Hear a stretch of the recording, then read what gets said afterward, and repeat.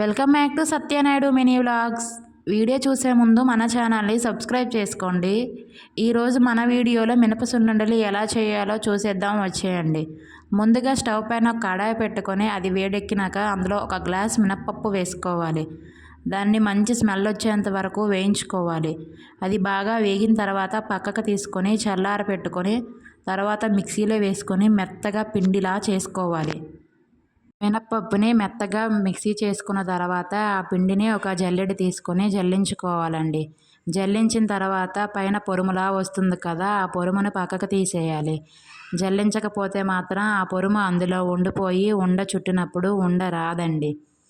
నేను ఇక్కడ ఒక గ్లాస్ మినప్పప్పుకి ఒక గ్లాస్ పంచదార తీసుకున్నాను. ఒక గ్లాస్ మినప్పప్పుకి ఒక గ్లాస్ పంచదార అయితే సరిపోతుందండి. ఈ పంచదారను కూడా ఇలా మెత్తగా పౌడర్లా చేసుకోవాలి.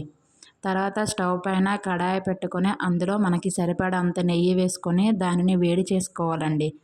ఇది కొంచెంగా వేడెక్కిన తర్వాత పక్కకు దించేసి దానిని కూడా చల్లారి పెట్టుకోవాలి. తర్వాత ఒక గిన్నెను తీసుకొని ముందుగా మనం పక్కన పెట్టుకున్న ఈ మినప్పిండి అలాగే పంచదార పొడిని కూడా రెండింటిని వేసేసి బాగా కలుపుకోవాలండి. రెండింటిని మొత్తంగా బాగా కలిపేసుకున్న తర్వాత మనం నెయ్యి వేడి చేసాం కదా, ఆ నెయ్యిని కూడా ఒకేసారి వేయకూడదండి. కొంచెం కొంచెంగా మనకి ఎంత అయితే సరిపోతుందో కొంచెం కొంచెంగా యాడ్ చేసుకోవాలి. చూడండి, వీడియోలో చూపించిన విధంగా నెయ్యిని కొంచెం కొంచెంగా యాడ్ చేసుకుంటూ ఇలా సాఫ్ట్గా కలుపుకోవాలి. ఈ కన్సిస్టెన్సీలో ఉంటే సరిపోతుంది. నెయ్యిని మరీ ఎక్కువ యాడ్ చేసినా ఏం బాగోదండి. మనకి ఎంతైతే నెయ్యి సరిపోతుందో అంతే యూజ్ చేయాలి. తర్వాత ఈ మినప సున్నుండల్ని రౌండ్గా బాల్ లాగా అంటే సున్నుండల్లాగా ఇలా నొక్కి నొక్కి చుట్టుకుంటే విరిగిపోకుండా ఉంటాయి. చూడండి, ఈ విధంగా చుట్టుకొని పక్కన పెట్టుకుంటే సరిపోతుంది.